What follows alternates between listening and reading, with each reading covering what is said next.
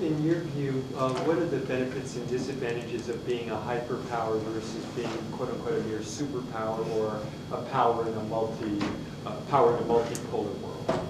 Hardest question, yeah. You know, I don't think I put this in the book, but I was at one point I was thinking, you know, what is it good for the world to have a hyperpower, or is it good to be one?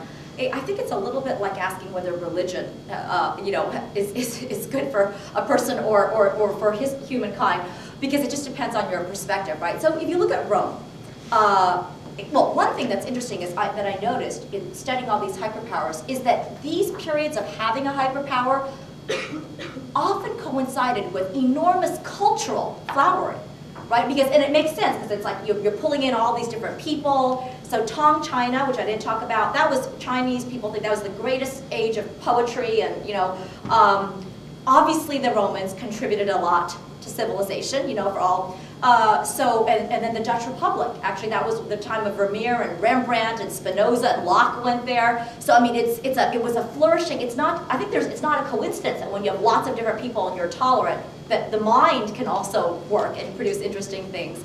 On the other hand, if you look at obviously the big disadvantage is for the rest of the world is if you have just one hyperpower, there's nobody to check you, right? So there's enormous room for abuse and brutality that no one can, you know.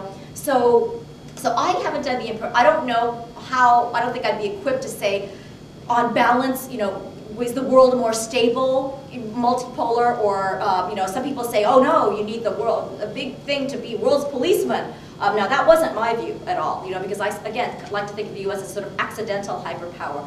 As for the United States point of view, I think there are a lot of disadvantages to being a hyperpower in this era. I really do. I think that there's a, you know, it's like kind of like being number one everywhere. People just don't like you, and if you make, you know, a good example of this is China. For all those years, the last 10 years, China, all public opinion polls all over the world show that China had a much better international reputation than the United States. And it's really, you know, yes, we've done horrible things wrong. In my previous book, I've been a very strong critic of all kinds of policies.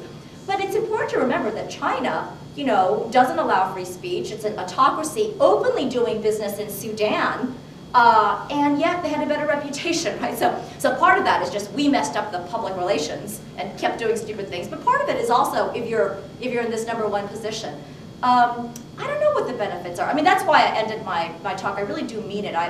But again, when I'm in an optimistic mood, I think there's maybe room for a new kind of hyperpower, right? That would be the where we don't get there because we're trying so hard to be one, but rather we just go back to what a lot of Americans these days, if you interview them in Kansas, and they say we don't want to be a hyperpower. We just want to take care of our family and, you know, be able to have a good living here. We don't care about. They're really sick of Iraq. But my idea is that we can stay open and kind of keep this formula that actually will still keep getting the best and the brightest, and we will kind of, no one can beat us technologically. So that's the way.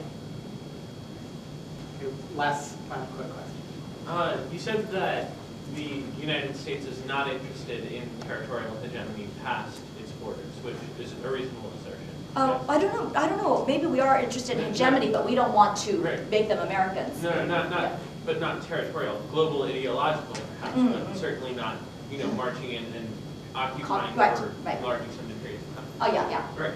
How is it a stretch to say that, you know, so long as those people who enter under America's territorial hegemony do so voluntarily, you know, immigrate here, are part of the brain drain, that those under its ideological hegemony will maintain a positive view of America, so long as we maintain a decent human rights record and stay at the forefront of the global ideological movement? I think that would be great. I think we're on the same wavelength. The problem here is that it's so hard to do this, right? That is, you're saying like if we can just really make people believe that we care about human rights and that that's what we want to do. And that we're a moral force, right? Yes, I mean, and now the reason this is tricky is I think you could, as you know, I think a lot of people who supported the Iraq War could also characterize what they were wanting as the same thing, right? They're just, it's just very, another point is that we're in an especially bad moment right now after Abu Ghraib, and we just have a lot of things that have gone wrong here. So we're not, that's kind of where I want to go. And we have a new administration. I mean, there's a point of change, you know. But I think there's a reason people in the administration are actually pulling back from that rhetoric right now, right? Because we've trumpeted it too much and we've wasted it because we've messed things up and we sometimes have done things that are the opposite. And even if we make a kind of bad mistake, it's, you know, again, being a hyperpower, it's really bad. So I don't know. I think I met your moral endpoint, but that would be, you know, I think that's like the ideal that we're trying to get to. Well, Amy, you covered a tremendous amount of ground in a tremendous period of time. And we greatly appreciate your. Thanks so much.